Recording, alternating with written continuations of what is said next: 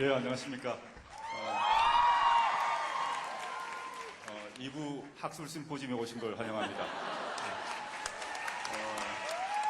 2부 주제는 미완의 검찰개혁, 그 과제와 전망, 엄숙한 주제가 아니고 실제 이 주제에 관련해서 여러 가지 얘기를 하려고 하는데, 일부와 달리 아까 양정철 비서관께서는 뭐 얼굴 구분을 했다 했습니다만, 일부 같은 경우는 피해자분들이십니다.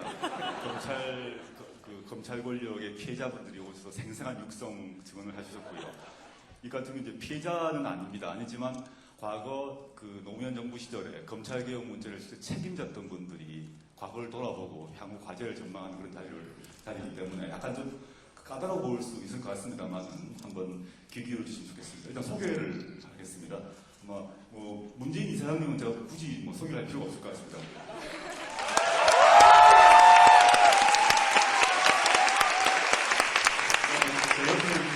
공저자죠. 문재인 이사장님과 공저자이신 김인혜 이날의 법학교님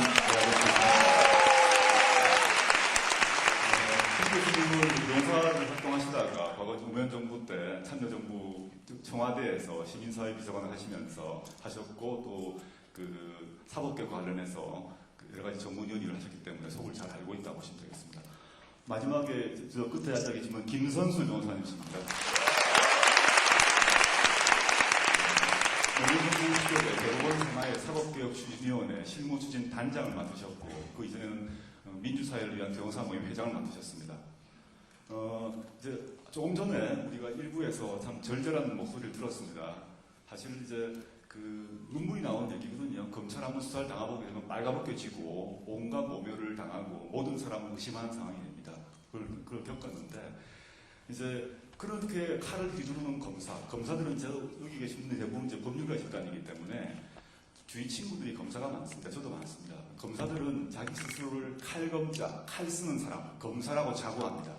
근데 문제는 칼을 쓴 사람이 그 칼의 방향, 속도, 강도를 잘못 조절하면 엄한 사람을 죽이죠.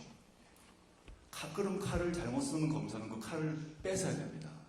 아니면 그 칼을 막 쓰는 거죠. 검사가 자기의 손에 칼을 독점하고 있거든요. 그래서 어려운 말로 하면 수사권과 기소권이라는 두 개의 쌍칼을 들고 있습니다. 쌍칼 들고 휘두르는데 그 칼을 잘못 쓰게 되면 안 된다라는 것들, 공감대를 가지게 되었는데요. 근데 그 대한민국 역사상 한국 검찰에 대해서 검찰 개혁을 유일하게 시도했던 정부가 노무현 정부인 것 같습니다. 물론 시도를 해서 성과도 있었고 또 많은 문제점도 한계 정도 있었습니다만, 일단 먼저 당시에 이제 그 민정수석이셨고 또 비서실장을 지내셨던 문재인 이사장님께서 왜 그러면 노무현 정부는 그 이전 정부가 전혀 시도하지 않았던 검찰 개혁, 사법 개혁을 시도하려는 건가에 대해서 한 말씀 들어보도록 하겠습니다.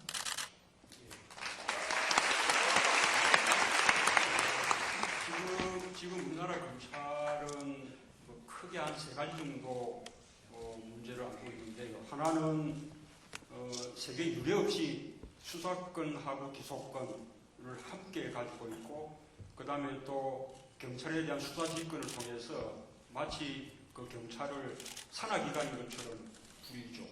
그래서 검찰의 권한이 지나치게 기대해져서 거의 무소불위의 어떤 권한을 갖게 되었습니다. 이렇게 통제받지 않고 견제받지 않고 책임을 물을 다른 방법도 없고, 그러니 권한을 남용하게 되고, 그 다음에 또 자연히 또 절대 권력은 또 절대 부패하기 마련이죠. 그랜저 검사, 그죠? 또 스폰서 검사, 또 근래에 벤처 검사, 다 그렇지 않습니까? 예, 그런 문제. 또 하나는 이렇게 검찰은 자신의 권한을 더 이렇게 키우기 위해서 정치 권력하고 유착하고 야합합니다. 그래서 정치 권력의 어떤 비리에 대해서는 눈을 감고, 반면에 정치 권력에 대해서 입장을 다르지 않는 또는 반대파에 대해서는 표적 삼아서 수사하고 기소하는, 아까 일부에 나왔던 분들이 그 피해자들이시죠. 네, 이런 문제, 이런 그 검찰의 그 정치와 정치 편향 문제. 또 하나는 검찰이 수사 과정, 또 수사의 앞군도 소환하는 과정, 그리고 또 수사하는 동안에 그 마치 피의 사실이 확인된 진실인 것처럼 마구 이제 겉들여서 하는 그 피의사실 공표, 이런 걸 통해서 인권을 제대로 보호하지 않는 이런 큰 세 가지 그 문제가 있는데, 지금 이제 이명박 정부 들어서 이런 문제들이 정말 이건 더 심각해졌죠. 그런데 이런 문제들이 원래부터 있어 왔었습니다. 참여정부 때도 마찬가지였고요. 그래서 이런 검찰을 제대로 이제 개혁하지 않고서는 말하자면 권위주의 이거 제대로 해체되지 않고 진정한 민주화가 어렵다, 그렇게 보고 참여정부는 사상 처음으로 검찰개혁을 정식으로 하나의 국정과제로 그렇게 삼았던 거죠. 지금 다시 이제 검찰개혁이 아주 절실한 그런 이제 그 시대적 과제로 되고 있는데, 우리 참여정부 때 검찰개혁 좀 제대로 했었다면 이제는 이제 그런 문제가 다 해결됐을지도 모르고, 또 아까 일부에 나왔던 그런 피해자들도 생기지 않을 수 있었다, 그런 걸 생각하면 정말 참 착잡하고 송구스러운 말입니다.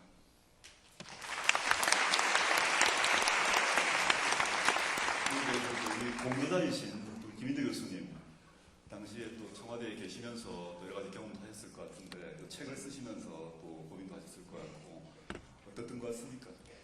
검찰개혁, 검찰의 문제는 사실 대한민국 건국된 이후부터 계속해서 쌓여왔던 그런 문제들입니다.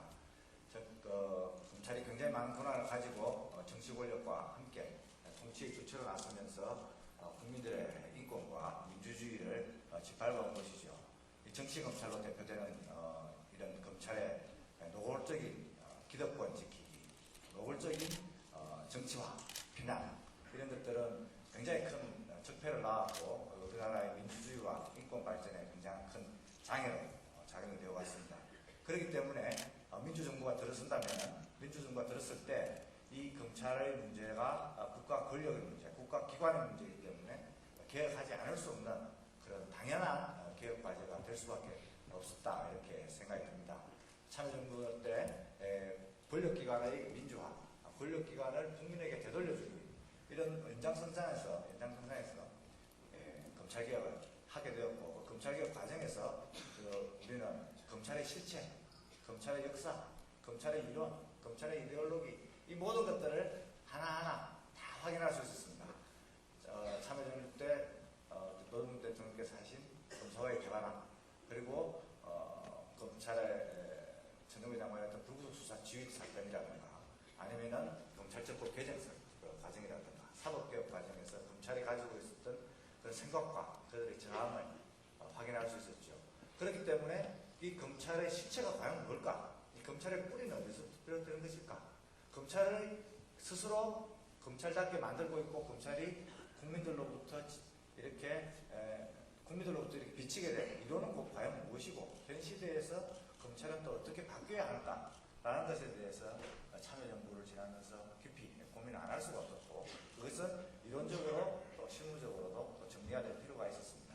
그게 더욱더 그 필요를 느끼게 된 것은 결국 이명박 정부가 들어서고 난 다음에 노골적인 정치적 분야, 그 속에서 너무나 위험한 칼을 너무나 마구 휘두르면서 우리 시대의 영웅이고, 또 우리 시대의 그런 시민과 서민들을 모두 검찰의 희생자로 만드는 것을 보면서 이 검찰의 문제를 본격적으로 제기를 하고, 검찰 문제를 공론화시킬 필요가 있겠다, 이렇게 생각이 된 것입니다.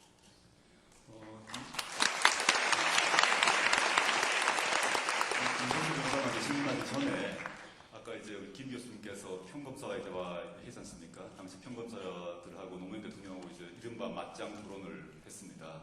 저는 뭐 아주 그걸 보고 아주 불쾌한 감정이 많았었는데, 그 문 이사장님한테 한번 여쭤보겠습니다. 그걸 왜 했습니까?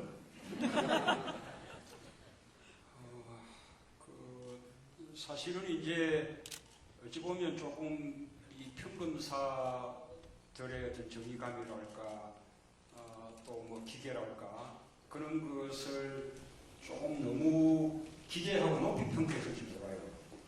그러니까 대통령께서는 뭐 이 검사들하고 대화를 통해서 무슨 토론에서 이겨가지고 뭐 검사들을 답답하게 만들거나 이런 뜻이 전혀 아니고 그때는 검찰 내부에서도 참여정부라는 새로운 정부를 맞아서 검찰을 이렇게 개혁해야 된다는 가는 분위기가 내부에 있었거든요. 그래서 평검사들하고 대화를 통해서 대통령과 평검사 사이에 이 검찰 개혁 방안을 놓고 좀 진솔한 대화 그런 거를 나누면서 검사들의 건의사항을 대통령이 받아들이기도 하고 그 다음 또 대통령이 또 거꾸로 또 검사들에게 또 이걸 또 주문하기도 하고 그렇게 서로 이렇게 이제 의견을 나누는 모습들을 국민들 앞에서 이렇게 보임으로써 마지막 검찰 개혁의 모멘텀을 얻으려고 했던 것인데 막상 이제 검사들하고 대화를 해보니까 검사들의 수준이 그게 아니었어요. 도저히 정상적인 대화.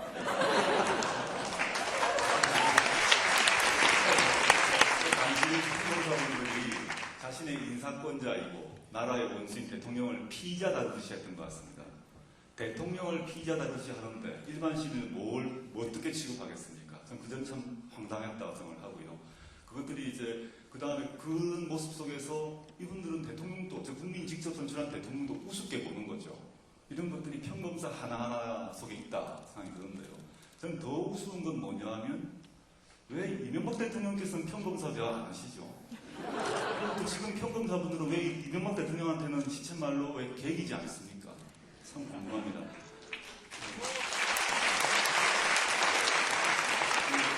김선수 변호사님이 사법개혁 추진 실무단장을 하시면서 실제 그 형사소송법 개정부터 해서 온갖 일들을 실무적 일을 다 담당하셨거든요. 그 실무단장 일을 하시면서 사법개혁을 추진하셨는데 그 내부 일이든 바깥이든 간에 검찰개혁을 위해서 어떤 소회를 갖고 계시냐고 해주시죠. 실제 일을 담당해 계신 분으로서. 예, 우선 그 참여정부의 그 검찰 개혁이 그러니까 검찰의 조직이나 권한을 개혁하는 측면에 있어서는 좀 제대로 이루어지지 못한 바가 있습니다. 그래도 한 가지 한 것은 그 이제 검찰의 가장 중요한 권한인 그 기소 후에 그 형사소송 절차에 있어서 이제 법원에 의한 그 무리한 기소를 통제하는 방안이 있는데 그건 이제 그 재판 과정에서 이렇게 드러나게 됩니다. 그런데 이제 그 전에 이제 그 형사 재판은 그 검사가 피의자를 조사해서 이렇게 제출한 그 증거를 그대로 판사가 확인하고 그냥 그걸 그냥 그대로 그냥 그 검사가 제출한 증거에 따라서 유죄를 대충 선고하는 그런 형식적인 절차였는데 저희가 이제 소위 이제 공판 중심주의적인 그 방법으로 이렇게 이제 재판 절차를 진행하자 그렇게 해갖고 법정에서 모든 증거 조사를 다시 하도록 뭐 그렇게 하는 그 형사소송법 개정을 어렵게 했습니다. 그런 개정이 있었기 때문에 아까 그 일부에서 그 무죄를 받으신 네 분도 그런 형사소송법 개정이 있었기 때문에 아마 무죄를 받았다고 생각이 됩니다. 만약 그런 형사소송법 그런 형사소송법 개정이 없었다고 하면 이렇게 검찰이 그 기소를 하면 거의 그 유죄율이 99%가 이렇게 유죄율이 됐기 때문에 일단은 그래서 그 참여정부의 그 검찰 개혁이 그래도 소중한 성과가 있었다 이것을 좀 이해를 해주시고 그다음에 제가 그 사개추리하면서 이렇게 그 검사들과 이제 직접 이제 작업을 하고 그랬는데요. 우선 그 검사들은 개개인적으로는 훌륭한 분도 있는데 일단 조직의 이해관계가 딱 걸리면 완전히 그 조직의 논리로 같이 그냥 똘똘 뭉쳐서 움직입니다.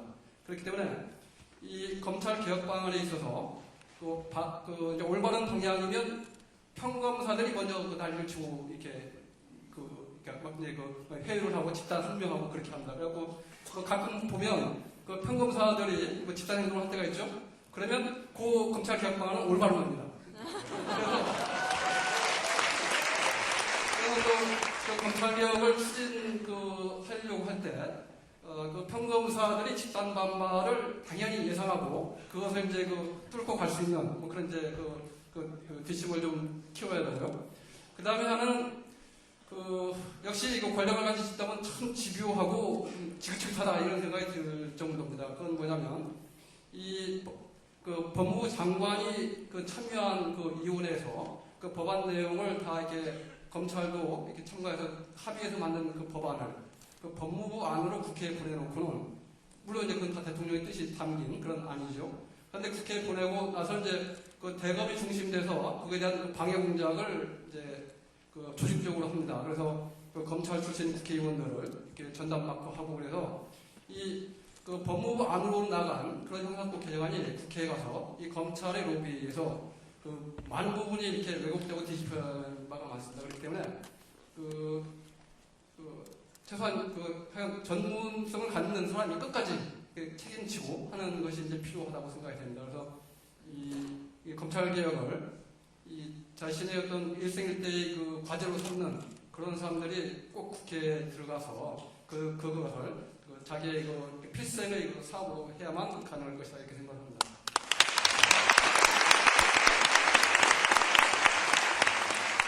일부에서도 얘기 나왔고 지금 조금 전에 얘기 나왔습니다만 한국 검찰의 권력이 매우 강하다. 다른 나라에 비해서 유례가 없다 이런 얘기가 나왔거든요. 그냥 막연히 생각하는데 실제 어느 정도 권력을 갖고 있는지 우리 김 교수님 한번 말씀해 주시죠. 예. 먼저 그 전에 아까 사회자께서 왜 이명박 정부하고는 검찰하고 이렇게 싸우지 않느냐 이런 건데, 그러면 왜 참여정부는 이렇게 싸우고 이랬냐는 건데, 이거는 참여정부는 검찰하고 가능한 한 거리를 두려고 이렇게 했습니다. 즉 정치와 검찰을 연결을 안 시키려고 한 거죠. 그렇게 되면 정치개혁도 할 수 있고 검찰개혁도 할 수 있는 그런 구조가 됩니다. 그래서 정치가 검찰을 견제하고 검찰이 또 정치의 부패 문제가 있다면 수사를 하고 이런 것들이 가능한 것이죠. 다만 이렇게 하는 경우에 무슨 문제가 있냐면은 검찰 입장에서는 자신들이 항상 정치와 가까이 있으면서 정치를 실제로 해왔는데 그 정치를 하는 권한을 뺏어가는 거죠. 그냥 다만 형사상의 수사나 기소만 하도록 이렇게 구조가 짜여지게 됩니다. 그런데 이제 새로운 정부, 이명박 정부가 들어서서 정치와 검찰이 급속도로 가까워진 것이죠. 급속도로 가까워집니다. 그렇게 되니까 검찰 입장에서는 일은 많아지지만 정치를 실제로 할 수 있는 그런 파워를, 권한을 얻게 됩니다. 그러니까 자기들의 권한이 세지는 거죠. 그리고 정치도 검찰하고 같이 묶여지기 때문에 정치도 개혁이 되지 않고 결국 노무현 대통령의 참여정부는 검찰과 정치를 서로 떼어냄으로써 각각을 개혁을 이렇게 깼다고 한다면 지금은 그래서 뭉침으로써 가까이 함으로써 둘 다 개혁이 안 되는 그런 구조가 되고 있는 것이죠. 그것이 그런데 정치를 계속 해온 정치검찰이 검찰의 주류이기 때문에 검찰은 검찰이 되는 것을 오히려 환영하고 더 자신의 체질에 맞게 이렇게 받아들이는 것입니다. 이것이 민주정부와 비민주적인 정부의 가장 큰 차이다 이렇게 말씀드릴 수가 있겠습니다. 네. 예, 그리고 검찰의 권력 문제입니다. 검찰의 권한은 세계적으로 유례가 없이 세계에 유사한 사례가 없이 가장 막강한 그리고 가장 강력한 권한을 모두 다 가지고 있습니다. 수사권, 그리고 기소권, 그리고 재판 관여, 그리고 형의 집행, 그리고 나아가서는 법무행정까지를 담당을 합니다. 이 모든 것들은 다 한 사람의 인생을 좌우할 수 있고 한 사람의 운명을 결정지을 수 있는 매우 강력한 권한들입니다. 한 조직의 운명도 좌우할 수 있는 것이죠. 수사가 잘못됐을 경우에 우리가 일부에서 본대로 김종익 씨나 아니면은 한명훈 총리 사건으로 봤을 때 이거는 한 사람의 인생 전체를 파멸로 몰아갈 수 있는 아주 강력한 권한입니다. 기소 역시 그러합니다. 재판 과정에서도 드러나는 여러 가지 권한들이 있습니다. 재판 과정에서 굳이 공소사실과 관련이 없는 얘기를 마구 재판 과정에서 쏟아냅니다. 증거가 필요 없는 얘기들이죠. 그것을 언론이 받았습니다. 그러면서 도덕적으로 이미 파탄이 됐다. 그래서 공직자로서 자격이 없다. 이런 얘기들이 마구 흘러나옵니다. 형집행 과정에서도 관여를 해왔습니다. 이전에 사상 준법서양서 제도나 그 이전에는 정양제라는 것으로 관여를 해온 것이죠. 법무부에도 검사들이 파견이 돼서 검사들이 사실상 법무행정을 좌우하고 있습니다. 이 모든 권한이 다 검찰이라는 한 집단 안에 모여져 있습니다. 그런데 왜 이 검사들은 수사도 잘하고 기소도 잘하고 재판관도 잘하고 형집행도 잘하고 그리고 법무행정도 다 잘하는 그런 것은 있을 수가 없는 거거든요. 수사는 수사 잘하는 사람이 수사 전문기관이, 기소는 기소를 잘하는 전문기관이, 그리고 재판관은 재판관 잘하는 집단이, 형집행은 형집행을 잘하는 집단이 각각 전문 집단이 나누어서 하면 충분합니다. 세계적으로도 그렇게 하고 있고요. 우리 검찰은 그런 것들이 다 모였기 때문에 검찰이 그런 정치 검찰의 형태, 그리고 최근에 드러났던 그 벤츠 검사, 그랜저 검사, 그다음에 스폰서 검사, 그 이전에 떡값 검사, 그 이전에는 뭐 대전 비리 법조, 대전 법조 비리와 같은 그런 비리 검사들이 끊이지 않게 나오는 것이죠. 권한의 집중에 따른 내부의 견제도 없고 외부의 통제도 사실상 작동하지 않는 이런 현상에서 벌어지는 이게 검찰의 비극입니다. 네. 지금 뭐 한국 검찰을 약간 학문적인 얘기일 수 있습니다만은 일본 같은 경우는 수사권은 모두 경찰이 가지고 있고 검찰은 기소권만 갖습니다. 우리는 둘 다 갖습니다. 미국 같으면 중요한 검사장은 선거로 뽑지만 우리는 선거로 안 뽑습니다. 독일 같은 경우는 수사를 하고 난 뒤에 혐의가 확인되면 검사는 무조건 기소를 해야 됩니다. 근데 한국은 검사가 기소할 수도 있고 안 할 수도 있습니다. 그러니까 미국, 독일, 일본 등등 우리가 말하는 선진국, OECD 나라 수준의 검찰에서 좋은 것만 다 모아놨다 보시면 됩니다. 가장 막강함을 가지고 있고 그 권한을 쓸 것인가 말 것인가도 자신이 결정합니다. 선출되지도 않습니다. 이게 한국 검찰의 가장 막강한 권한이고요. 우리 김 교수님께서 아까 이제 그 그랜저 검사하고 최근에 그 벤츠 여검사 했습니다만 사실은 덜 알려졌습니다만 중간에 제네시스 검사가 있습니다. 제네시스 검사가 누구냐 하면 지난번에 스폰서 검사로 낙마하셨던 천성관 후보죠. 이분이 문제가 됐던 게 제네시스였습니다. 신문에 이분 해외여행을 공짜로 갔다 온 것 때문에 제네시스가 묻혔어요, 사실은. 실제는 제네시스가 있습니다. 점점 이게 차 크기가 커지고 있습니다. 안타깝다. 그러니까 막강한 전 세계에 유례없는 막강한 권한을 가지고 있으면서 그걸 견제할 수 있는 장치가 없으니까 시민들은 그 사람한테 스폰서를 쓰고 로비를 하는 거죠. 그리고 그랜저에서 제네시스에서 벤츠까지 올라가는 상황이다. 이게 지금 우리 검찰의 모습이다. 권한은 막강하고 통제는 없는 이게 우리의 모습, 검찰의 모습이 아닌가 생각을 하는데요. 이제 이게 우리 검찰에 대해서 지금 앞에 일부에서 여러 이제 나왔습니다만은 오늘 원래 취지는 이 책이거든요. 책과 관련해서 보게 되면 이런 얘기를 하나 이제 문 이사님한테 여쭤보고 싶은 게 한국 검찰을 검찰도 공무원입니다. 근데 검찰 인사권은 법무부 장관이 갖는 거거든요. 법무부 장관은 대통령이 또 임명하시게 되어 있습니다. 그랬을 때 참여정부에서 실제 인사권을 가지고 있었는데 이게 왜 잘 안 됐는지, 그 다음에 왜 앞으로는 어떻게 했으면 좋겠는지 한번 생각을 한번 얘기해 주시면 좋겠습니다. 실제로 아까 정치 권력하고 검찰이 서로 이제 유착하는 그 수단이 결국 검사에 대한 인사를 통해서 이루어지는 것이거든요. 아까 일부에서 나왔던 분들 전부 이제 무죄 받지 않았습니까? 그러면 그게 아주 무리한 수사, 또 무리한 기소, 그게 또 정치적 목적의 표적 수사, 표적 기소였다는 게 드러난 셈이죠. 어쨌든 검사가 수사해서 기소했는데 무죄가 되면 그러면 문책 받아야 당연한 거잖아요. 문책 받습니까? 안 받거든요. 오히려 그런 무리한 수사, 그다음 무리한 기소에 대해서 별거하고 상관없이 그 검사들은 맞으면 인사를 통해서 보상을 받죠. 그런 걸 통해서 검찰 내부에서 맞으면 이제 그런 권력에 잘 보이기 위해서 이렇게 줄서기 그런 이제 풍토가 생기게 되죠. 그래서 이런 정치 줄서기 인사에 대한 이제 청산 그게 이제 반드시 필요하고요. 그 다음에 이제 특히 이 정부에서 이루어진 이런 여러 가지 무리한 표적 수사, 표적 기소에 대해서 그런 수사와 기소가 이루어진 그 배경이나 이유가 무엇인지, 어떤 정치 권력의 개입이나 작용이 있었던 것인지, 뭐 이런 거에 대해서 제대로 규명하고 또 청산하고 책임을 묻고 그런 과정이 반드시 필요하다고 생각합니다. 이 참여정부 때 그런 인사를 제대로 못했던 것은 우리 참여정부가 그에 대한 인식이 좀 부족했던 면도 있을 수 있겠지만, 그때는 이 정권 교체가 아니고 앞에 국민의 정부로부터 맞으면 이렇게 정권이 계승되는 그런 상황이었거든요.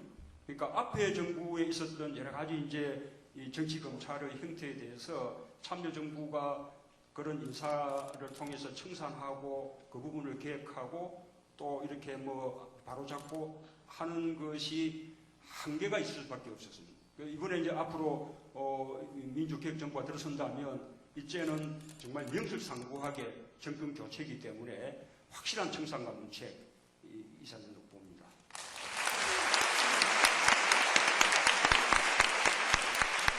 김정수 변호사님, 사법개혁 추진 실무단장도 하셨습니다만 그 민변 변호사 민주사회를 위한 변호사 모임 회장도 하셨고 아직 뭐 저의 뭐 선배시기도 한데 산도 엄청나게 잘 타십니다. 산도 잘 타시고 뭐 다재다능하신 분인데 너무 산을 타셔서 마르셨어요. 이제 아까는 사법개혁 추진 단장으로 여쭤봤습니다만 민변 전임 회장으로서 또 지금 현재 또 변 회장으로서 죄송합니다. 회장으로서 민변 활동을 하시면서 지금까지 쭉 민변 활동을 오래 하시지 않습니까? 오래 하시면서 검찰을 바라보셨을 때 어떤 것들이 가장 문제다 생각하셨습니까? 실제 공판에서 만나고 뭐 계속 접촉하시니까 말입니다. 네, 뭐 그동안 많이 얘기가 됐는데요. 제 기본적인 생각은 이 수사 권한을 가진 그 기구가 이 기소권을 같이 갖는 것에 근본적인 문제가 있다고 생각을 합니다. 그러니까 이 기소 내지 공소 유지와 이 수사는 근본적으로 그 업무 자체가 다르고 그리고 전문 분야가 다릅니다. 그러니까 그 기소나 공소 유지는 법률 전문가가 이렇게 그 법률적인 관점에서 이렇게 적법성을 평가하고 이렇게 하는 것이고 수사는 그 여러 가지 다양한 기법과 그다음에 그 뭐 기밀성을 요구하고 뭐 그래서 굳이 그 법률 전문가 하지 않아도 됩니다. 근데 이 수사를 하는 사람이 기소 여부까지 결정을 하니까 이 자기 수사 논리에 함몰이 돼서 어떻게든 그 기소를 무리하게 하고 그다음에 또 자기가 이제 그 기소한 게 무죄가 나오거나 그러면 또 이제 그 자기로서는 좀 치명타를 입는다고 생각하기 때문에 그 공소 유지가 과정에서도 온갖 그 무리를 다 하게 됩니다. 그렇기 때문에 바로 이렇게 수사권과 기소권을 독점하고 있는 이것이 바로 그 우리나라 검찰이 가장 그 중요한 그 문제고 그리고 그와 같은 그 큰 권한을 갖고 있기 때문에 이 또 정권 입장에서는 이 검찰총장만 이렇게 자기 쪽으로 해서 하면 그 이제 수족처럼 부릴 수 있으니까 바로 이 지금 현재 그 우리 검찰의 모습은 너무 많은 그 권한을 이렇게 안고 있어서 이걸 주체를 못하는 그 어린애 같은 뭐 그런 모습이라고 할 수 있어. 그래서 이 부분을 적당하게 이렇게 분배를 해 주는 것이 이 검찰 자체를 위해서도 이렇게 좋다. 그리고 이제 검찰이 자기 역할을 충분히 할 수 있는 그리고 어떤 국민들의 신뢰를 받으면서 자기 위상에 맞는 역할을 할 수 있는 뭐 그런 방향으로 나갈 것이라고 봅니다. 수사권하고 기소권을 이렇게 이제 분리해야 되는 것은 이 수사권과 기소권 사이에 서로 견제하는 뭐 그걸 위해서도 필요하고요. 그 다음에 또 이제 검찰의 권한이 지나치게 비대해져 있기 때문에 그 검찰의 권한을 분산시킨다는 면에서도 필요한 거죠. 그런데 그거 못지않게 또 국민들 입장에서 중요한 것은 이렇게 수사기관이 경찰, 검찰 이렇게 이원화되어 있으니까 국민들은 똑같은 수사 절차를 경찰에서 받고 또 검찰에서 받고 이렇게 두 번 거듭받아야 됩니다. 우리가 피의자든 참고인이든 조사 한 번 받는 것만 해도 큰 고통스러운데 경찰에서 받은 조사를 검찰에 가서 또 받아야 되는 거죠.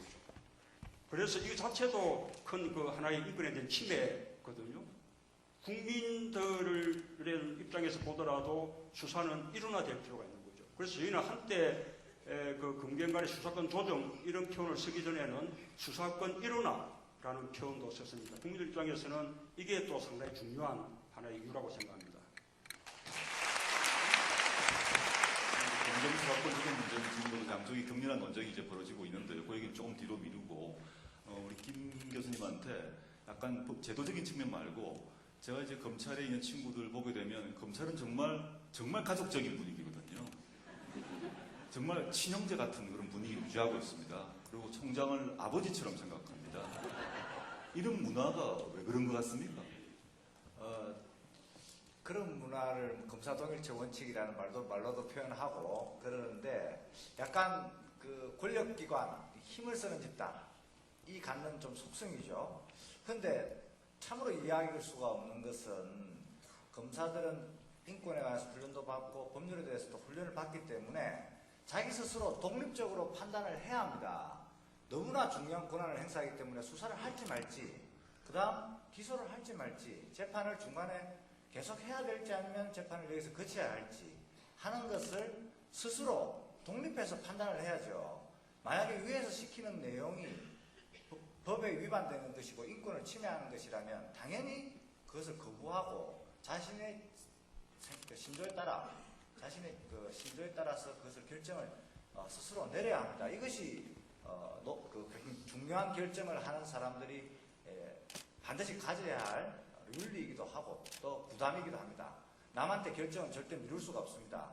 잘못하면 한 사람의 인생을 파멸로 끌 수도 있고 잘못하면 한 조직을, 한 기업을 공중분해시킬 수도 있습니다. 근데 위에서 부당한 명령 또는 부정한 명령, 인권을 침해하는 명령이 내려오는 경우에 그걸 따른다는 분위기는 있을 수 없는 거죠.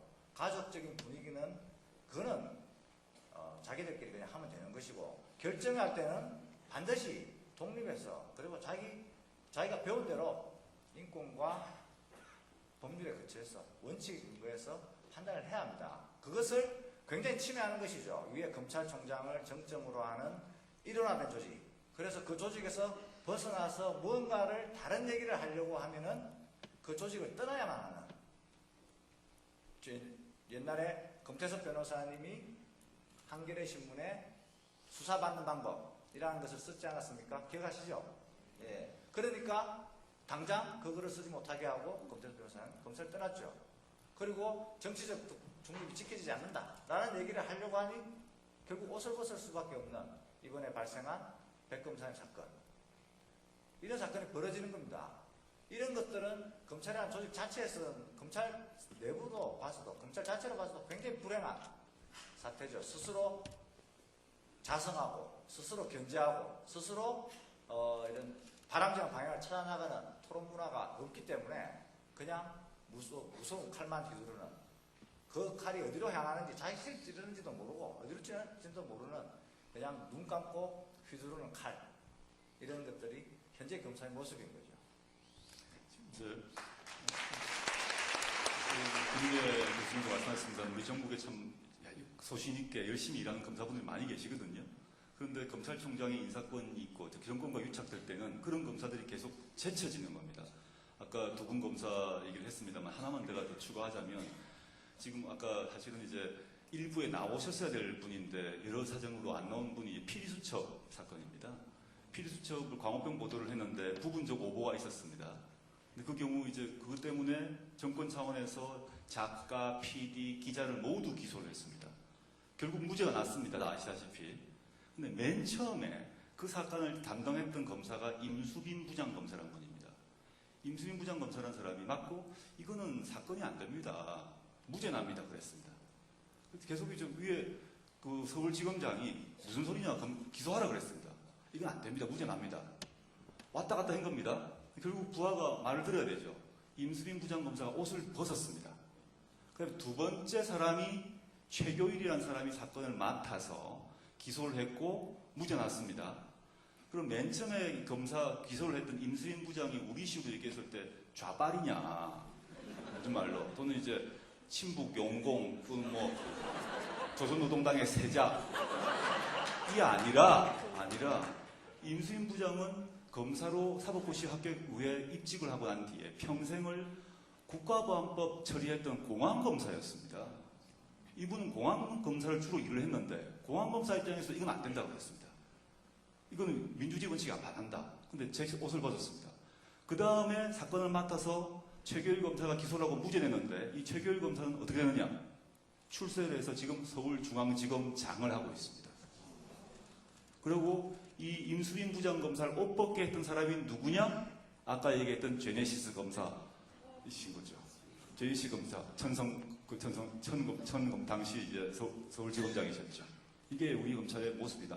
인사권을 통해서 소신 있는 검사는 자꾸 나가게 된다. 백검사도 최근에 옷 벗었죠. 그럼 남는 사람들은 내가 어떻게 해야지 올라갈 수를 알게 됐다라고 봅니다. 그럼 시간 자체 이제 빨리 마무리하는 메시지가 자꾸 들어오기 때문에 과거 쭉 회고를 했습니다. 어떤 일이 있었고 있는데요. 지금 내년 선거가 있습니다. 내년 선거가 있고 선거를 통해서 저는 이명박 정부가 이명박 정부의 연장이 되지 않아야 된다 보고요. 지난 서울시장 선거에서 많은 시민들이 힘을 모아서 박원순 시장을 당선시켜서 기분 좋지 않습니까? 사실 저는 사적으로 나경원 의원과 대학 동기입니다. 사적으로 아직 원수 됐어요, 저 얼마나 저를 싫어하겠습니까? 그렇지만 아침 저녁으로 이렇게 뉴스 들 때마다 기분이 좋습니다. 박 시장님 얼굴 보니까 기분이 좋고 잘하시는 것 같습니다. 저의 건강과 정신적 건강을 위해서 내년 선거 잘 됐으면 좋겠습니다.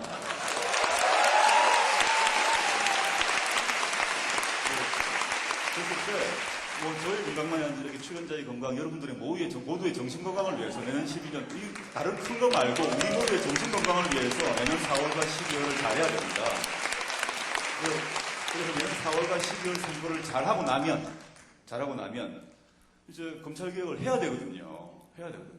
그럼 오늘 세 분 전문가 분들께 각각 여쭤보겠습니다. 어떤 검찰 개혁을 하나씩 생각하시는지 하나씩 여쭤보고, 마지막으로 아까 대권 후보 말씀 아까 막 하셨는데 문 이사님께 이런 다른 또 특별한 질문 하나 준비하도록 하겠습니다. 일단 순서대로 조금 전에 말씀이 나왔습니다만은 수사권과 기소권을 분리하는 문제, 이것은 반드시 시행되어야 합니다. 수사권과 기소권의 분리는 해방 직후에 이미 한번 논의가 되었었는데, 당시에 경찰이 친일 경찰이고 또 국가경찰이라는 그런 여러 가지 측면 때문에 수사권이 경찰에게 주어지지 않았습니다. 그러나 세계적으로 유례가 없이 수사권과 기소권이 함께 있고, 또 동일한 시스템을 가졌던 일본이 패망 이후에 수사권과 기소권을 따로따로 나누어 가졌습니다. 그래서 우리도 이 수사권과 기소권을 따로 각각 경찰과 검찰에게 줘서 서로가 견제하고 또 서로가 한편으로 협력하면서 권한을 이렇게 제한된 권한을 서로 견제받는 권한을 행사해야 합니다. 서로가 협력적인 관계로 잘 풀어나갈 수 있습니다. 전 세계가 두 기관의 사이에 수사권과 기소권이 따로 있으면서도 잘 협력해서 치안을 유지하고 또 서로 권력의 남용을 막고 있습니다. 우리만 그것을 못한다는 것은 너무나 우리 스스로에 대한 모욕적인 설명인 것이죠. 그래서 장기적으로는 수사권과 기소권의 완전 분리를 향하고, 당장으로는 경찰이 가질 수 있는 수사권을 늘려나가면서, 그리고 검찰의 수사 지휘권을 축소하고 검찰에게는 기소권만 줘서 그 기소 과정에서 수사 과정의 위법이나 수사권의 남용을 통제할 수 있는 권한을 줘야 한다. 이것을 매우 중요한 방향이다, 이렇게 생각합니다. 참여정부 때 고위공직자 비리조사처 그것을 법안까지 만들었었는데 이 국회를 통과 못해서 좌절됐거든요. 이 고위공직자 비리조사처는 크게 두 가지 의미가 있습니다. 하나는 우리 역대 정부에서 끊임없이 그 권력형 비리가 발생하는데, 이 권력형 비리가 발생하는 그 가장 큰 이유가 맞으면 그런 것을 제대로 단속하고 수사하고 처벌해야 될 검찰이 살아있는 권력에 대한 눈치 보기 때문에 제대로 이렇게 무슨 단속하고 수사하지 않는 거죠. 그 바람에 자꾸 끊임없이 이 권력형 비리가 발생하는 것이거든요. 그래서 이런 권력형 비리에 대한 하나의 특별 사정기구로서의 의미가 있죠. 반부패 대책이죠. 그 다음에 또 하나는 검찰에 대한 견제 장치입니다. 우선 이제 검찰이 제대로 이렇게 이제 권력형 비리에 대해서 작동하지 않는 그 경우에 이 고위공직자 비리조사처가 그것을 수사함으로 해서 검찰을 이렇게 이제 견제하고 각성시키는 그런 의미가 있고, 또 하나는 검사의 잘못, 검사가 어떤 부패하고 비리를 저지르고 또는 직권을 남용하고 또는 마땅히 수사해야 될 사건, 마땅히 기소해야 될 사건들을 제대로 이렇게 처리하지 않고, 이런 검사의 잘못에 대해서 견제하고 조사하고 처벌할 수 있는 장치가 있어야 되는데, 우리나라에서는 그 역할을 또 검찰이 하는 거 아니에요? 그러니까 검찰의 잘못에 대해서 늘 눈 감으니까 검찰의 잘못을 바로잡을 길이 없는 것입니다. 그런 검찰로 인한 국민들의 피해를 어디 가서 호소할 길이 없어요. 우리가 그 조현호 경찰청장에 대한 고소 사건, 그거 검찰에 고소했더니 검찰이 수사 안 하잖아요. 수사 안 하는 검사를 우리가 직무유기로 고소했더니 검찰이 곧바로 각하처분 해버리거든요. 조사도 하지 않고. 어쨌든 이제 그렇게 이 고위공직자비리조사처의 조사 대상에 그 검사가 들어가는 겁니다. 그래서 검사의 잘못에 대해서 이렇게 견제하고 문책하고 또 처벌할 수 있는 그런 하나의 장치로서 의미가 있어서 다음에 우리 민주개혁정부가 들어선다면 반드시 다시 추진해야 될 문제라고 봅니다.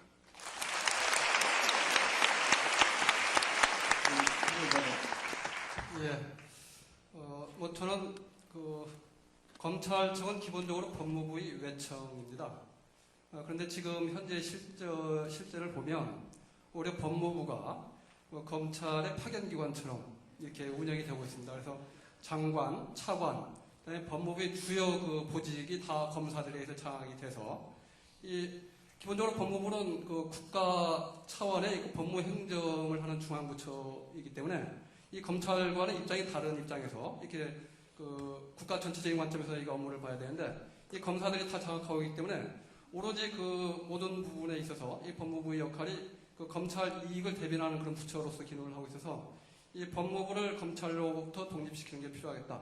뭐 그러기 위해서는 우선 장관과 차관, 그 다음에 그 법무실장이나 그 다음에 인권국장이라든가 뭐 출입국관리 이렇게 주요 보직을 검사가 아닌 사람들로 이렇게 그 보호해서 이 중립적인 입장에서 업무를 처리할 수 있도록. 다만 이제 그 검찰 관련 그 업무를 처리하는 게 이제 검찰국이 있습니다. 그래 뭐 검찰국장하고 검찰과장들이 있는데 뭐 그런 부분은 그 검찰 업무를 처리하기 때문에 뭐 검사들이 하겠지만 그 나머지 법무부의 주요 보직, 특히 이제 정차관 같은 경우는 검사가 아닌 사람들로 이렇게 임명을 함으로써 그 중립적인 입장에서 이렇게 업무를 처리할 수 있도록 뭐 그렇게 해야만 그 검찰의 어떤 권한남이나 이런 것들도 이 법무부를 통해서 어느 정도 이렇게 견제가 가능하고 뭐 그럴 거로 보여집니다. 그래서 그것은 뭐 대통령의 의지가 있으면 가능할 겁니다. 그 인사권이 장관과 차관 이런 분야의 인사권 대통령이 있기 때문에 그러면 뭐 다음 정권에서 가능하지 않을까 이렇게 생각합니다. 이현주 변호사님께서 법무부 개혁을 얘기하셨습니다. 매우 중요하거든요. 법무부 장관이 특히 중요한데 제가 전해들은 얘기는 국무회의에서 장관들끼리 농담을 한답니다. 근데 법무부 장관들 각 부처마다 장관 밑에 차관이 하나씩 있지 않습니까? 근데 법무부 장관께서는 야 무슨 장관 무슨 적이야 내 밑에는 지금 내 밑에 장관이 있어야 된다는 거죠. 왜냐? 검찰총장이 장관급입니다. 법무부 장관 밑에 검찰총장이 있습니다. 장관이 있습니다. 그 다음에 검찰 조직에는 차관급 검사장이 54명이 있습니다. 차관이 50몇 명이 있습니다. 그러니까 엄청난 권한을 갖고 있는 거죠. 즉 법무부 장관의 권한 자체가 얼만큼 큰가를 당장 조직 구도로 보여줍니다. 다른 부처에는 장관 하나, 차관 하나 있어요. 이만큼 중요한 법무부 장관 자리를 누가 임명하느냐? 대통령이 임명합니다. 저는 문재인의 운명이 뭔지는 모르겠습니다. 앞으로 어떻게 되실지 문재인 이사장님 스스로도 모르실 것 같습니다. 본인의 스스로 아실지 또 그걸 누가 만들어줄지도 모르겠습니다만은 지금 자의반 타의반 거론되고 있는 상황에서 어떤 분이 법무부 장관이든가가 사실은 검찰개혁의 핵심 중에 하나입니다. 사실은 누구를 임명하실 것인지 되신다면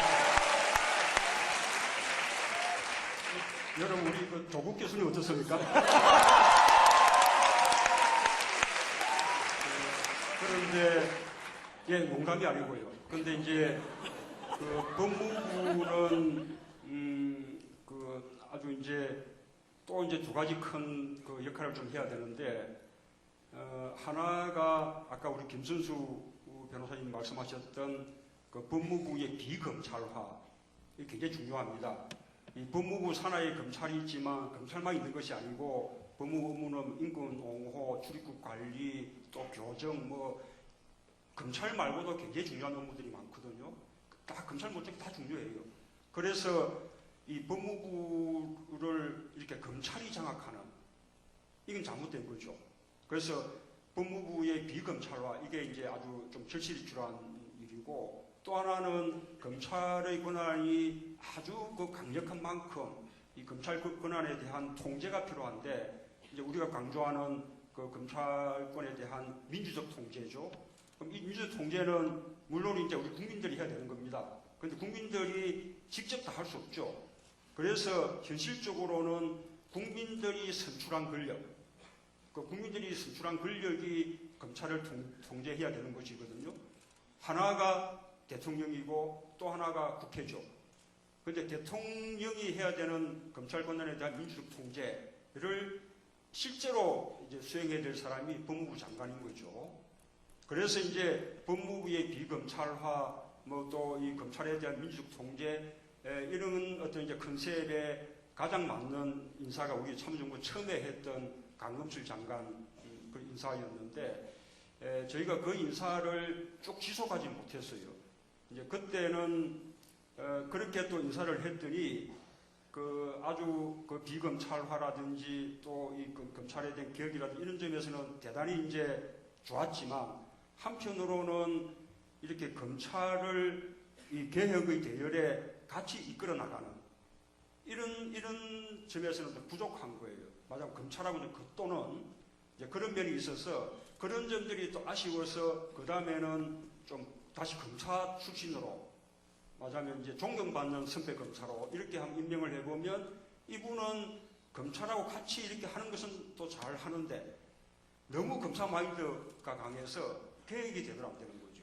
그럼 그 다음에 다시 또 비검찰 법무부 장관 이렇게 이제 되풀이 했었는데 지나고 보면 역시 처음에 강금실 장관 같은 그런 컨셉의 법무부 장관이 이제 필요한 것 같고 그것을 아주 긴 그러니까 그 임기가 그렇게 무슨 1년 반, 2년 이렇게 짧은 기간 동안에 해서 교체하는 것이 아니라 가능하면 임기 5년 내내 그 법무부 장관이 하면서 장기적으로 검찰을 개혁할 수 있도록 그런 권한을 이렇게 부여해 주는 것이 가장 바람직할 것 같습니다.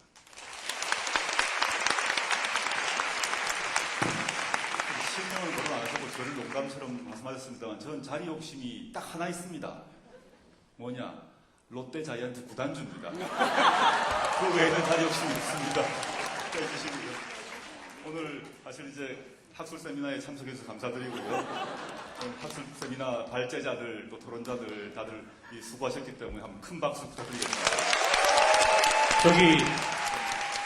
근데 질문을 좀 받으셨으면 좋겠어요. 왜냐하면 조국 교수님도 사실 이 자리에서 오늘 진행을 하셨지만 이 문제에 있어서 여러 좋은 말씀들을 해주실 수 있는 분이잖아요. 그리고 우리가 이렇게 모이기도 쉽지가 않기 때문에 그리고 이미 뭐 법무부 장관으로 내정돼 있기 때문에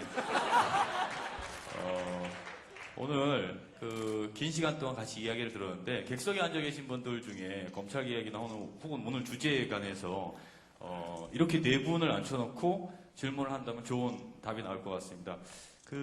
참고로 말씀드리면 저는 어제부로 문화부 장관으로 내정이 됐고요. 검찰총장으로는 김어준 총수 유효한 건가요?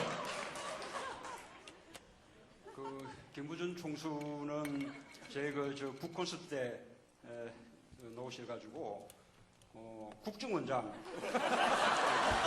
그런데 사실 이 김부준 총수의 저 변은 그거였어요. 이명박 정부에서 보니까 뭐 다 아무나 하는 것 같더라. 그 부분에 약간 오해가 있으신 것 같은데 저희끼리 모여 정리를 했어요. 그래서 국정원장은 주진우 기자. 그런데 사실 고민인 것이 우리 김부준 총수는 뭐 코스염 기른 거라든지 보면 뭐 좀 KGB 비슷하잖아요. 좀 글로벌한 국정원장 좋을 것 같고요. 우리 또 주진우 기자는 뒷조사 하고 하니까 우리도 막 뒷조사 전문 국정원을 한번 가져볼까요? 네, 자 법무부 장관과 문화부 장관이 함께 진행하는 객석 토크 시간이 돌아왔습니다. 시간이 많이 지났기 때문에 많이는 안 될 것 같고요. 한 두어 분 정도만 오늘 나왔던 주제와 관련해서 질문하실 게 있으신 분 손 들어서 질문해 주시면 저희가 책도 드리고 질문에 대한 답변 드리겠습니다. 일단 뭐 가운데 앉아서 핑크색 넥타이 안 어울리게 매신 분, 예. 그냥 마이크 가고 있습니다. 저 검찰에서 19년 동안 근무하다가 작년에 개업한 김인원 변호사입니다. 예, 그렇군요. 오늘 그 고등학교 후배인 양정철 그 기획관으로부터 그 문재인 그 앞으로 대권을 가지실 수석께서 검찰 개혁을 말한다 해서 도대체 어떤 말씀을 하시는지 굉장히 궁금해서 이 자리에 나왔습니다. 그 먼저 앞에 일부에서 나와서 그 일단 정치인 검찰에 대해서 그 피해를 입었다고 하신 네 분에 대해서 제가 그 말씀을 드리면서 굉장히 검찰을 지낸 저로서도 굉장히 가슴이 아팠습니다. 기본적으로 제가 19년 근무를 했기 때문에 제가 근무한 직장이 이렇게 희화화되는 거, 그 역시 저로서는 굉장히 고통스러웠습니다. 그러나 그보다도 그 피해자들로 들은 얘기 그 자체가 저로서는 더 듣기가 거북했었습니다. 힘들고 특히 마지막 분 그 기부금, 축의금까지 조사를 했다는 그 부분에 대해서는 제가 정말 고개를 들 수가 없었습니다. 저도 특수 2부에서 그 우리 한명숙 총리를 조사했던 특수 2부에서 평검사로 굉장히 뭐 나름대로는 이름을 날리고 있었습니다. 이름을 날리신 거죠? 악명을 날리신 거죠? 가운데 어지린자가 들어간 사람은 그렇게 악명을 날리진 않습니다. 예, 박수. 네. 네. 하여튼 오늘 굉장히 우리 검찰을 대표해서 좀 죄송하다는 말씀을 드리고 싶고요. 다음에 이제 이런 토크가 계속되면 제가 제안하는 거는 검사분들 좀 초청을 해서 과연 어떤 얘기가 왔다 갔다 하는지, 과연 무엇을 반성해야 될 것인지를 한번 좀 깨닫게 하기 위해서 한번 초청을 한번 해도 괜찮을 것 같습니다. 네. 제가 김민 교수님께 한번 여쭤보고 싶은데요. 기소권과 수사권을 이제 분리를 하자고 그러는데, 현재까지 이제 뭐 제 개인적인 생각일지 몰라도 국민 대부분들이 경찰을 아직 신뢰하지 않습니다. 아까 맨 처음에 뭐 말씀하신 것처럼 일제 때부터 이제 올라온 경찰 때문에 이제 같이 이렇게 했었다고 얘기했는데, 아직까지 일반 국민 생각에는 경찰이 제대로 수사를 똑바로 하는지, 또 국민의 권익을 지켜주는지 그 부분에 대해서는 약간 의심스럽다 생각합니다. 그래서 만약에 분리하신다면 들어보셔야 됩니다. 분리하신다면 어떻게 수사권을 견제할 수 있을 것인지, 그 막강 그 무소불위의 수사권을 만약 경찰에 준다면 그 수사권은 어떤 방법으로 구체적으로 견제할 수 있는지 그거에 대해서 생각하시는 분이 있다면 말씀드리면 고맙겠습니다. 네. 뭐 여러 의견이 있을 수 있으니까요. 예. 일단 뭐 답변을 먼저 주실까요? 예. 저한테 질문하신 거 맞으시죠? 아주 좋은 질문 감사합니다. 제가 약간 잊어먹고 있었던 부분인데 반드시 지적을 했어야 되는데, 예, 감사합니다. 제 발언 기회도 주신 것 같고. 맞습니다. 수사 자체가 굉장히 큰 권한이고, 그에 따라서 사람에게 미치는 영향이 크기 때문에 적절히 견제되고 적절히 통제되어야 합니다. 그러나 그 통제 방식이 검찰만 있는 것은 아닙니다. 경찰 내부의 통제도 있고요. 그 다음에 법원과 변호사에 의한 통제도 있고, 그 다음 경찰의 그런 권한을 이렇게 분산시키는 방법도 있습니다. 수사권을 갖는 것과 항상 같이 얘기되고 있는 것이 바로 자치경찰제 시행입니다. 중앙 집권화된 국가경찰이 아닌 자치경찰 중심의 경찰이 수사권 조정 문제하고 반드시 얘기되고 있는 것은, 그것은 곧 경찰 권한의 분산, 매우 중요한 그런 것이라고 말씀드릴 수 있는 것이죠. 그리고 경미한 범죄에 대한 비범죄화라든가 그리고 공적 변호인 제도를 도입해서 수사받는 과정에서 그런 위법이 있을 경우에 반드시 이 위법이 있는 경우를 대비해서 변호사가 반드시 입회할 수 있도록 이런 제도들을 마련한다면 경찰에 대한 경찰 수사에 대한 견제도 충분히 가능합니다. 그리고 검찰은 그러면 통제를 못하느냐, 견제를 못하느냐? 아닙니다. 기소권을 가지고 있지 않습니까? 기소 과정에서 충분히 기소를 여부를 판단하는 과정에서 수사가 위협한 것이 있는지, 또는 수사 과정에 위법이 있는지, 그리고 수사 과정에 위법이 수사권이 또 남용됐는지를 다 견제할 수 있는 것입니다. 그래서 경찰의 수사 권한을 여러 군데에서 또 자체적인 분산을 통해서 견제와 통제가 가능한 것입니다. 검찰만이 할 수 있다라는 것은 이미 세계적으로 또 그렇고 현재의 그런 이론에도 좀 맞지 않는 그런 것이라고 생각합니다. 네. 제가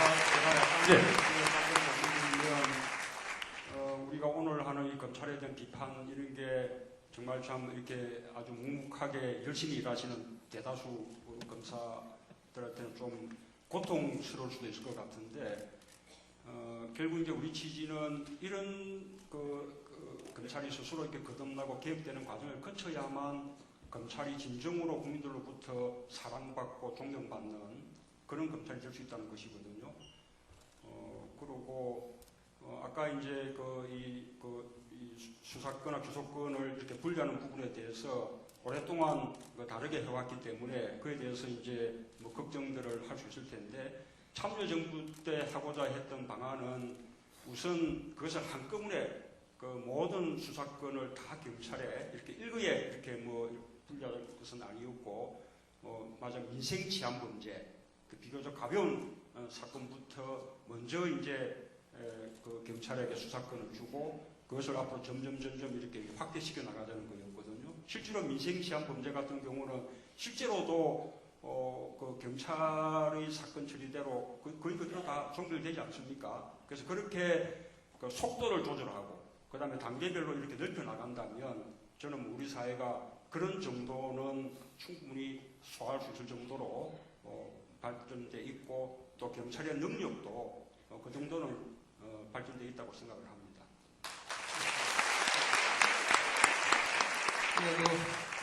검사 중에도 자기가 수사에 소질이 있다 이렇게 생각하는 사람이 있을 수 있다고 생각이 됩니다. 그리고 또 검사의 어떤 독자적인 수사 영역이 필요할 수 있습니다. 그러니까 경찰 비리에 대해서 또 경찰이 맡길 수는 없지 않습니까? 그러면 그런 부분은 이제 검사가 수사를 해야 될 텐데 그러면 수사를 하는 검사는 수사에만 충실하라 이겁니다. 그러니까 그 기소를 담당하는 검사의 지휘를 받아서 수사를 하고 경찰 같은 지에서 수사를 하는 얘기죠. 그러면 그 검사가 그 기소를 하지 않고 수사를 담당하는 그것만으로도 국가를 위해서 충분히 기여를 하는 겁니다. 그렇기 때문에 그 수사에 소질 있고 수사를 지향하는 검사는 수사 업무만 충실히 하고 그렇게 해서 그런 역할 분담도 필요하다고 생각이 됩니다. 네. 장관님께서는 뭐 붙이실 말씀 없습니다. 네. 힘드신데 어쨌든 그 문제점 얘기해 주신 거에 대해서는 감사드리고요. 그리고 검사분들을 초대 안 한 건 아니에요. 저희는 언제든지 지금 빈자리도 있기 때문에 검사분들 언제나 오시면 되고요. 다만 무사히 돌아가실 건 잘 모르겠고요. 어제는 근데 경찰분들이 많이 오셨어요. 역시 이 수사권 문제는 검사분들보다 경찰분들이 훨씬 더 관심이 있으신 것 같아요. 오늘도 마포소에서 여러분이 오셔서 지금 여기저기서 아마 듣고 있는 걸로 알고 있습니다. 고마운 분들이에요. 자, 한 분 더 붙죠? 마지막으로. 예. 잡아드듯이, 예. 어르신, 예, 안경 쓰신.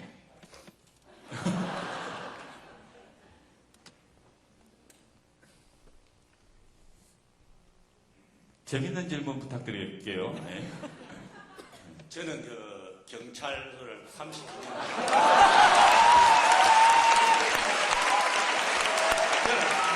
네.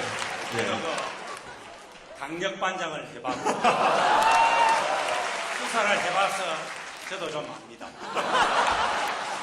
아까 검찰 출신이 와서 이야기를 했는데 앞에 다 그는 생략을 하겠습니다. 경찰에 자질이 없다 이렇게 했는데 지금 3군 사관학교보다도 더 우수한 경찰 대학생들이 1년에 120명씩 나옵니다. 그리고 지금 저도 고향이 경남 양산입니다.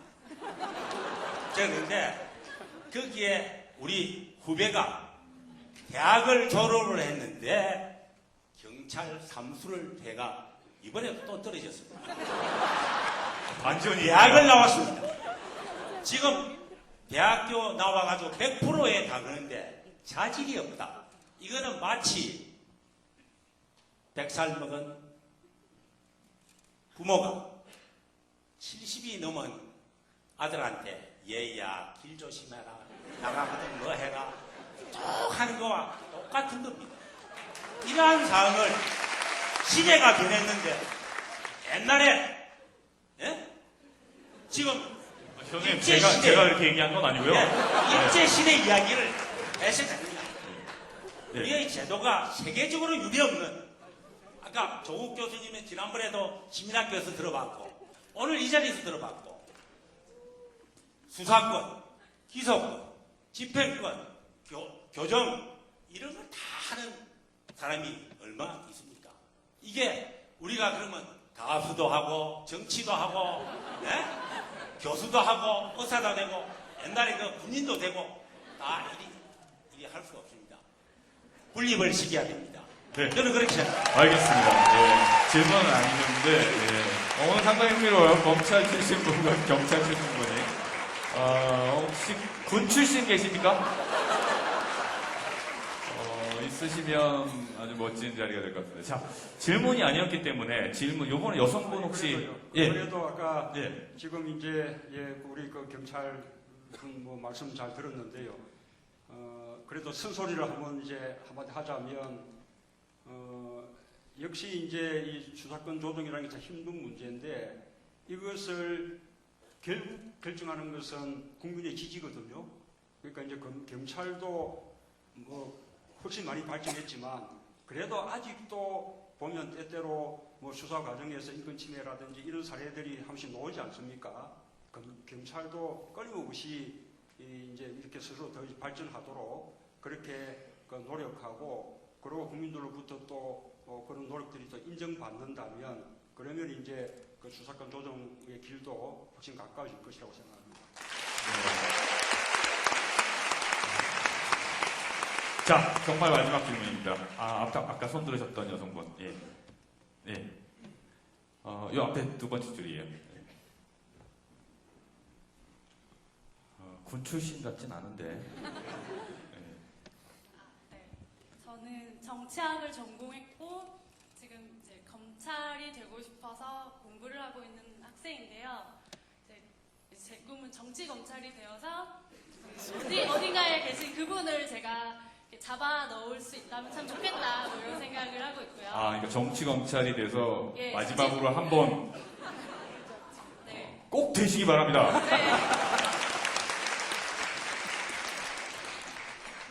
네, 근데 궁금한 점은 이제 정말로 정치 검찰의 개혁이 가능할 것이냐에 대한 거고요. 그러니까 물론 플랜도 좋고 되게 책도 읽어봤지만 좋은 말씀들이 많았는데 이제 검찰을 구성하고 있는 구성원들을 대상으로 정말로 이 검찰 개혁이 가능할 것이냐에 대한 좀 궁금하고요. 또 제가 생각했을 때 지금 문재인 이사장님이 검찰들이 굉장히 꺼려하는 대권 주자 중에 한 분일 거라고 생각을 해요.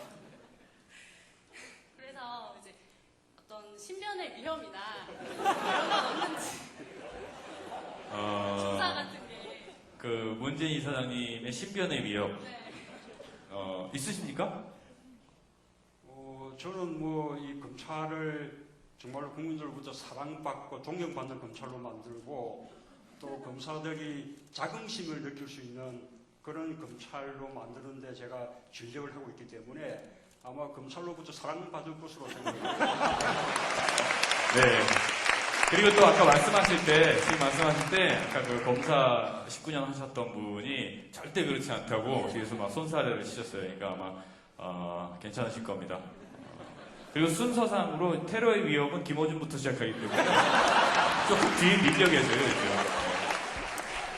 요 앞에 정말 가능할 것이냐 이런 것들은 사실 현실적인 문제도 중요하지만 이상적인 차원이나 혹은 학문적인 차원에서도 필요할 것 같아요. 생각해보요. 요거를 조국 선생님이 한번 얘기해 주시고 이야기 마치는 걸로 하죠. 네, 뭐 가능하다고 봅니다. 저는 이제 그 검찰개혁 문제는 어느 정권이 들어서든 간에 중요한 과제가 되는데, 첫째는 이제 검찰과 손잡지 않는다, 검찰을 이용하지 않겠다는 정권이 있어야 되겠죠. 두 번째, 그 계획을 가지고 있어야 되는데, 그 계획을 가지고 시행할 수 있는 법무부 장관 같은 경우는 법무부 장관이 그걸 시행하게 되면 검찰에서 법무부 장관이 뒤를 팔 가능성이 있거든요. 소문을 흔들어가지고 이 사람을 낙마시킬 수도 있는 그런 조직이라고 봅니다. 그래서 아주 그 강골인 사람, 깨끗한 사람이 필요하다고 생각이 들고요. 그 다음에 정권 초반에 하지 않으면 절대 안 된다고 봅니다. 정권 후반 되게 되면 또 그냥 다음 정권은 줄 설 거기 때문에 정권 초반에 집단으로 법무부 같은 데 들어가서 법무부를 일단 진보적이고 개혁적인 분이 들어가서 법무부 안에서 검찰을 개혁하고 나가시겠다 그래서 빨리 보내드려야 됩니다. 집단 한 명을 하셔서 사표를 제출하면 다 받으면 됩니다. 그냥.